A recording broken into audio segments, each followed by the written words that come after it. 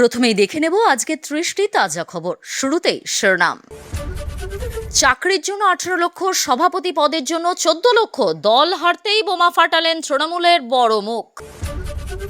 শুভেন্দু অধিকারীকে প্রথম বার্তা মোদির। বাংলার মুখ্যমন্ত্রী পদে শপথ নেওয়ার পরে কি বললেন দেশের প্রধানমন্ত্রী? পাল্টিবাজ হুমায়ুন। শুভেন্দুর শপথের দিন লোকসভায় বিজেপিকে সমর্থনের বার্তা কবিরের। বিজেপি কর্মীর বাড়িতে আগুন লাগানোর অভিযোগ টিএমসি কাউন্সিলরের বিরুদ্ধে, তারপর ফল পেল হাতে নাতে। কালিয়াচকে এনআইএর মাস্টার স্ট্রোক, গ্রেফতার 2 তৃণমূল নেতা। ছাদে পদ্ম ফুটতেই গায়ত্রী দেবী বুঝলেন বঙ্গে বিজেপি নিশ্চিত, তবে ঘর কোনো ছেলে মুখ্যমন্ত্রী ভাবতে পেরেছিলেন? মার খেয়ে ঘরে বসে থাকবো না, কর্মীদের পাশে দাঁড়িয়ে আপোষহীন লড়াইয়ের ডাক অভিষেকের। তৃণমূলে মহাভারত, মমতাকে ধৃতরাষ্ট্র, অভিষেককে দুর্যোধন খোঁচা, ফিরহাদ কন্যার আড়াআড়ি বিভক্ত ঘাসফুল শিবির। মুখ্যমন্ত্রী হয়েই প্রথম বৈঠক শুভেন্দুর, তলব মুখ্য সচিব, স্বরাষ্ট্র সচিব, ডিজিকে। কি নিয়ে আলোচনা? 14 মে পর্যন্ত ভয়ঙ্কর আবহাওয়ার তাণ্ডব, পাহাড়ে ধস, সমতলে ঝড় বৃষ্টি, একাধিক রাজ্যে জারি রেড অ্যালার্ট। বিজেপি জেতায় সেলুনে ফ্রি পরিষেবা, বালুরঘাটের প্রবীণ ক্ষৌরকারের কাঁচিতে অন্যরকম বিজয়োৎসব। মতুয়া ভোট এককাট্টা করে ধরাশায়ী করেছেন তৃণমূলকে, নতুন সরকারে মন্ত্রিত্বের স্বাদ পেলেন অশোক কর্তনিয়া। শুভেন্দুর নামের পাশে এখন মুখ্যমন্ত্রী, শপথ নিতেই বদলে গেল সমাজ মাধ্যমের বায়ো। ব্রিগেডে মোদি শাহের উপস্থিতিতে শপথ নিলেন মুখ্যমন্ত্রী শুভেন্দু অধিকারী, সঙ্গী পঞ্চপাণ্ডব কারা? শুভেন্দুর শপথে ভিন্ন মেজাজে মোদি, বাঙালির জনশক্তির কাছে মাথা নত করে সাষ্টাঙ্গে প্রণাম প্রধানমন্ত্রীর। ব্রিগেডের মঞ্চে মুখ্যমন্ত্রী পদে শপথ নিয়েই মোদির কাছে শুভেন্দু, জড়িয়ে ধরলেন প্রধানমন্ত্রী। ভাঙলেন তবু মচকালেন না, প্রাক্তন হতে মমতার ঘোর আপত্তি, প্রোফাইলের বায়োতে অভিনব কারিকুরি। কলকাতা পুলিশের সোশ্যাল মিডিয়ায় বড় পরিবর্তন, আনফলো মমতা অভিষেক, ফলো মোদি শাহ পিএমও। সরকার হাতছাড়া হলেও জেদ বজায়, প্রাক্তন মানতে নারাজ মমতা, ফেসবুকে কি লিখলেন দিদি? বিধানসভাতেও প্রাক্তন মমতা, মুখ্যমন্ত্রীর ঘরের বাইরে বসল শুভেন্দু অধিকারীর নাম লেখা ফলক। তৃণমূলের বহিষ্কারী ছিল আশীর্বাদ, মুখ্যমন্ত্রী হতেই শুভেন্দুকে শুভেচ্ছা বিদ্রোহী কৃষ্ণেন্দুর। ফুটেছে আশা পদ্ম, শুভেন্দুর মুখে চড়ই বেতি, কর্মসংস্থানের মাধ্যমে প্রকৃত উন্নয়নী চ্যালেঞ্জ। এছাড়াও রয়েছে আরো বেশ কিছু গুরুত্বপূর্ণ খবর, পুরো বিস্তারিত জানতে ভিডিওটি শেষ পর্যন্ত শুনুন। ভোটের ফল বেরোতেই জলপাইগুড়ি তৃণমূলের অন্দরের কঙ্কালসার দশা প্রকাশ্যে। এবার দলের জেলা নেতৃত্বের বিরুদ্ধে তোলাবাজি, বালিপাচার এবং নিয়োগ দুর্নীতির মতো গুরুতর অভিযোগ তুলে সরব হলেন তৃণমূল ছাত্র পরিষদের রাজ্য কমিটির প্রভাবশালী সদস্য দেবজিৎ সরকার ওরফে ডিস্কো। তার দাবি, দলের একাংশ নেতা পদের বিনিময়ে লক্ষ লক্ষ টাকা লেনদেন করছেন। দেবজিৎ সরকারের দাবি, তৃণমূলের পক্ষ থেকে তাকে ফুড সাপ্লাইয়ের চাকরি দেওয়ার প্রতিশ্রুতি দিয়ে 18 লক্ষ টাকা চাওয়া হয়েছে। শুধু তাই নয়, টিএমসিপির জেলা সভাপতির পদ পাইয়ে দেওয়ার নাম করে 14 লক্ষ টাকা দাবি করা হয়েছে বলেও অভিযোগ তার। এই প্রসঙ্গে তিনি প্রতীক জৈন নামে এক ব্যক্তির নাম উল্লেখ করে জানান, সরাসরি ক্যামাক স্ট্রিট থেকে ফোন করে এই দাবি জানানো হয়েছিল। নিজের দলের নেতাদের বিরুদ্ধেই ক্ষোভ উগরে দিয়ে দেবজিৎ জানান, কর্মীরা আক্রান্ত হলেও জেলা সভাপতি মহুয়া গোপ বা অন্য নেতৃত্ব তাদের পাশে দাঁড়াচ্ছেন না। দুর্নীতির বিরুদ্ধে প্রতিবাদ করায় তাকে মিথ্যা মামলায় ফাঁসানোর হুমকি দেওয়া হচ্ছে বলে দেবজিৎ অভিযোগ করেন। জলপাইগুড়ি পুরসভার কাজকর্ম নিয়েও তীব্র ক্ষোভ প্রকাশ করেন এই ছাত্রনেতা। সবচেয়ে চাঞ্চল্যকর বিষয় হলো, বিরোধী দলনেতা শুভেন্দু অধিকারীর ঘনিষ্ঠ এক ব্যক্তির খুনের ঘটনার নেপথ্যেও দলের কিছু নেতার যোগ থাকতে পারে বলে ইঙ্গিত দিয়েছেন দেবজিৎ। পাশাপাশি তিনি আক্ষেপের সুরে বলেন, তৃণমূল নেতারা দূরে সরে গেলেও এখন বিজেপি নেতারাই খোঁজ নিচ্ছেন। বিজেপির প্রতি তার এই নরম সুর এবং দলের বিরুদ্ধে এমন বোমা ফাটানোয় তার রাজনৈতিক অবস্থান নিয়ে শুরু হয়েছে জোর জল্পনা। রবীন্দ্র জয়ন্তীর দিন রাজ্যে শপথ নিল বঙ্গের প্রথম বিজেপি সরকার। রাজ্যের নবম মুখ্যমন্ত্রী হিসেবে শপথ নিলেন শুভেন্দু অধিকারী। শপথ গ্রহণ অনুষ্ঠানে উপস্থিত ছিলেন নরেন্দ্র মোদী, অমিত শাহ থেকে শুরু করে রাজনাথ সিং, নীতিন নবীন, ছিলেন দেশের অন্য বিজেপির শাসিত রাজ্যের মুখ্যমন্ত্রীরাও।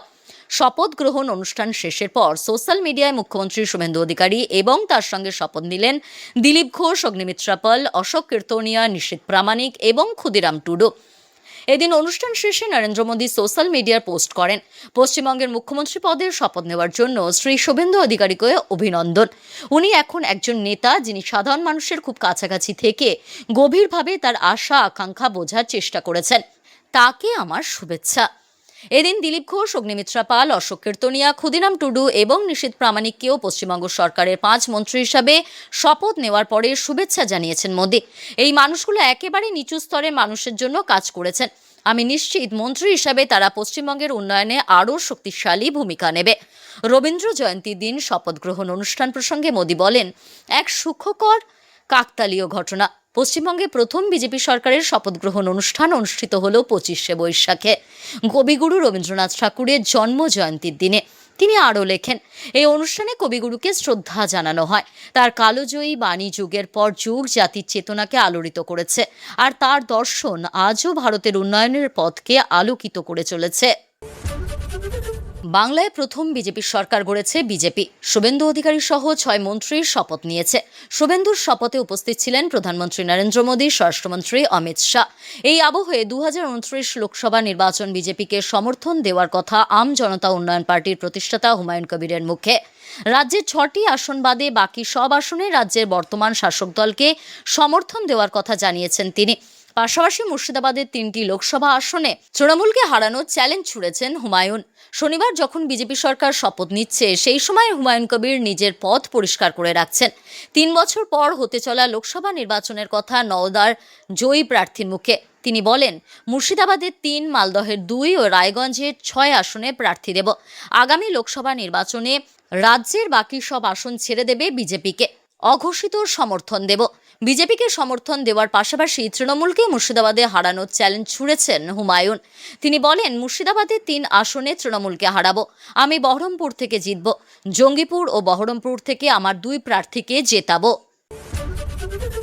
ভোটের রেজাল্ট আগেই বেরিয়েছে, 1 সপ্তাহ হতে চলল, কিন্তু এখনও জায়গায় জায়গায় অব্যাহত ভোট পরবর্তী হিংসা। সোনারপুরে বিজেপি কর্মীর বাড়িতে আগুন লাগিয়ে দেওয়ার অভিযোগ। এই ঘটনায় গ্রেফতার কাউন্সিলর সহ 4 জন তৃণমূল কর্মী। সোনারপুর দক্ষিণ বিধানসভা কেন্দ্রের বিজেপি কর্মী প্রণব মণ্ডল, তার বাড়িতে আগুন লাগিয়ে দেওয়ার অভিযোগ উঠেছে। এই ঘটনায় রাজপুর সোনারপুর পুরসভার 22 নম্বর ওয়ার্ডের কাউন্সিলর তাপস হালদার সহ তৃণমূলের 4 সক্রিয় কর্মীকে গ্রেফতার করেছে পুলিশ। পুলিশ সূত্রে খবর, শুক্রবার রাতে মালঞ্চ এলাকায় এই ঘটনা ঘটে। ঘটনায় মোট 60 জনের নামে থানায় লিখিত অভিযোগ দায়ের হয়। তার মধ্যে কাউন্সিলর তাপস হালদার ছাড়াও বিল্টু মিত্র, চিরঞ্জিত ঘোষ এবং মান্নান মোল্লাকে গ্রেফতার করেছে পুলিশ। ধৃতদের আজ বারুইপুর মহকুমা আদালতে পেশ করা হবে। ঘটনার পিছনে আরও কেউ জড়িত রয়েছে কিনা তা জানতে ধৃতদের নিজেদের হেফাজতে নেওয়ার আবেদন জানাবে পুলিশ। সম্প্রতি নিউটাউনে এক বিজেপি কর্মীকে খুনের অভিযোগ উঠেছিল। মৃতের নাম মধু মণ্ডল। ইতিমধ্যেই সেই ঘটনায় গ্রেফতার হয়েছেন অভিযুক্তরা। বিজেপি ও স্থানীয় বাসিন্দাদের অভিযোগ, বালিগুড়ি ভাঙার মোড়ে মধু মণ্ডলের উপর হামলা চালায় তৃণমূল কর্মী কমল মণ্ডল এবং তার অনুগামীরা। ব্যাপক মারধর করা হয়। মধু মণ্ডলকে আশঙ্কাজনক অবস্থায় বেসরকারি হাসপাতালে নিয়ে গেলে মৃত বলে ঘোষণা করেন চিকিৎসকেরা। এরপরই এলাকায় ব্যাপক উত্তেজনা ছড়ায়। উত্তেজিত জনতা কমল মণ্ডলের বাড়িতে চড়াও হয়। আসে কেন্দ্রীয় বাহিনী ও টেকনোসিটি থানার পুলিশ। পুলিশকে লক্ষ্য করে ইট বৃষ্টি করা হয় বলে অভিযোগ। মোথাবাড়ি কাণ্ডে কেন্দ্রীয় তদন্তকারী সংস্থা এনআইএ কালিয়াচকের 2 তৃণমূল কংগ্রেস নেতাকে গ্রেফতার করল। শুক্রবার সন্ধ্যায় কালিয়াচক 1 নম্বর ব্লকে তৃণমূলের ব্লক সভাপতি সারিউল শেখ ও সুজাপুর অঞ্চল তৃণমূলের প্রাক্তন সভাপতি ইউসুফ শেখকে গ্রেফতার করা হয়। ভোট গণনার আগের দিন জিজ্ঞাসাবাদের জন্য কালিয়াচকের 9 জন তৃণমূল নেতাকে নোটিশ পাঠানো হয়েছিল। গত শনিবার রাতে জেলা পরিষদের বন ও ভূমি কর্মাধ্যক্ষ তথা সুজাপুর বিধানসভার প্রার্থী সাবিনা ইয়াসমিনের election agent Abdur Rahman, block সভাপতি সারিউল শেখ, জেলা পরিষদের প্রাক্তন খাদ্য কর্মাধ্যক্ষ হাজি কেতাবুদ্দিন শেখ, সুজাপুরের প্রাক্তন অঞ্চল সভাপতি ইউসুফ শেখ সহ 9 জনকে নোটিশ করা হয়েছিল।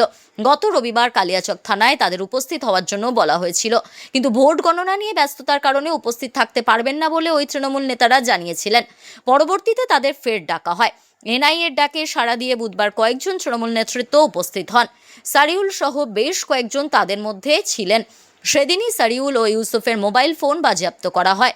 শুক্রবার আবার তাদের ডাকা হয়। বেশ কিছুক্ষণ জিজ্ঞাসাবাদের পর 2 তৃণমূল নেতাকে গ্রেফতার করা হয়। মোথাবাড়িতে যেদিন বিচারকদের অবরোধ করে বিক্ষোভ দেখানো হয়েছিল, সেদিন সুজাপুর বিধানসভা এলাকায় জাতীয় সড়কের প্রায় 5 জায়গায় জাতীয় সড়ক অবরোধ করে বিক্ষোভ দেখানো হয়েছিল। সুজাপুর হাসপাতালে পাশের সবচেয়ে বড় বিক্ষোভ আন্দোলন হয়। ইউসুফ সুজাপুর হাসপাতালের সামনে থাকা একটি নার্সিং হোমের মালিক। তার নার্সিং হোমের সামনেই সবথেকে বড় বিক্ষোভ আন্দোলনের ঘটনায় তাকে গ্রেফতার করা হয়েছে বলে মনে করা হচ্ছে। এনআইএ সূত্রের খবর, কালিয়াচকে কংগ্রেস সহ তৃণমূলের আরও কয়েকজনকে গ্রেফতার করা হতে পারে। কাঁথির শান্তিকুঞ্জের ছাদে দিন কয়েক আগেই ফুটেছিল বড় বড় পদ্মফুল। সেই অপরূপ শোভা দেখেই বাড়ির বড়গিন্নি গায়ত্রী দেবী মনে মনে আঁচ করেছিলেন, এবার তবে বঙ্গে পদ্ম ফুটল বলে। শেষমেশ হলেও তাই। শেষমেশ ছেলে শুভেন্দু অধিকারী নন্দীগ্রামের মাটি কামড়ে পড়ে থেকেছেন। আরও এক গায়ত্রী দেবীর মেয়ে মমতা বন্দ্যোপাধ্যায়কে ভবানীপুরে পরাজিত করেছেন এবং শেষমেশ বসলেন বাংলার মসনদে। তবে রাজনীতির এই ম্যারাথন দৌড় আর ক্ষমতার অলিন্দ ছাপিয়েও মায়ের কাছে শুভেন্দু আজও সেই সাধারণ ছেলেটি, যার প্রিয় পান্তা ভাত আর আলু ভাজা। শনিবার শপথের মহেন্দ্রক্ষণে শান্তিকুঞ্জের অন্দরমহলে তখন খুশির হাওয়া। স্মৃতি রোমন্থন করতে গিয়ে গায়ত্রী দেবী শোনালেন সেই আগাম বার্তার কথা। মৃদু হেসে বললেন, ছাদে গিয়ে দেখুন এত বড় বড় পদ্ম ফুটেছে। তখনই বুঝেছি এবার পদ্ম আসছে। রাজনীতিতে ছেলের সাফল্য যে দৈব আর প্রকৃতির ইচ্ছার মেলবন্ধন, সেটাই যেন বুঝিয়ে দিলেন তিনি। শুভেন্দু অধিকারীর আজকের যে মারকুটে রাজনৈতিক ব্যক্তিত্ব, কিশোর বেলায় তিনি নাকি ছিলেন একেবারেই বিপরীত। গায়ত্রী দেবী জানালেন, মাধ্যমিক পর্যন্ত শুভেন্দু ছিলেন ঘরকুনো। রাজনীতির ময়দানে নামার আগে তার প্রিয় জায়গা ছিল বাড়ির বাগান। শাবল আর বালতি হাতে কিশোর শুভেন্দু ঘন্টার পর ঘন্টা কাটিয়ে দিতেন গাছের পরিচর্যায়। কপি, বেগুন, লঙ্কা থেকে শুরু করে নানা পদের শাক শান্তিকুঞ্জের বাগানে কি নেই। মা বলছিলেন, ছেলের হাতের ছোঁয়ায় যেন মাটি সোনা হয়ে উঠত। বিধানসভা নির্বাচনের ফল প্রকাশের পর থেকেই একের পর এক অভিযোগের সরব হয়েছে তৃণমূল। এবার সেই সুর আরও চড়িয়ে সমাজ মাধ্যমে দীর্ঘ বার্তা দিলেন তৃণমূলের সর্বভারতীয় সাধারণ সম্পাদক অভিষেক বন্দ্যোপাধ্যায়। নির্বাচন কমিশনের ভূমিকা থেকে শুরু করে গণনায় কারচুপি এবং ভোট পরবর্তী হিংসা, একাধিক ইস্যুতে নজিরবিহীন আক্রমণ শানিয়েছেন তিনি। তার সাফ দাবি, নির্বাচনী প্রতিষ্ঠানগুলোর ওপর থেকে মানুষের বিশ্বাস টলে গিয়েছে। অভিষেক বন্দ্যোপাধ্যায়ের অভিযোগ, এবারের নির্বাচনে প্রায় 30 লক্ষ প্রকৃত ভোটারের নাম ভোটার তালিকা থেকে পরিকল্পিতভাবে বাদ দেওয়া হয়েছে। নির্বাচন কমিশন থেকে শুরু করে বিভিন্ন কেন্দ্রীয় সংস্থার ভূমিকা পক্ষপাত দুষ্ট ছিল বলে দাবি তার। তিনি লিখেছেন, গণতান্ত্রিক প্রতিষ্ঠানগুলি যেভাবে আপোষ করেছে তাতে পশ্চিমবঙ্গে নির্বাচনী প্রক্রিয়ার স্বচ্ছতা, বিশ্বাসযোগ্যতা এবং নিরপেক্ষতা নিয়ে গভীর উদ্বেগের সৃষ্টি হয়েছে। ইভিএম এবং কন্ট্রোল ইউনিটের অসঙ্গতি নিয়ে জনমনে প্রশ্ন উঠেছে।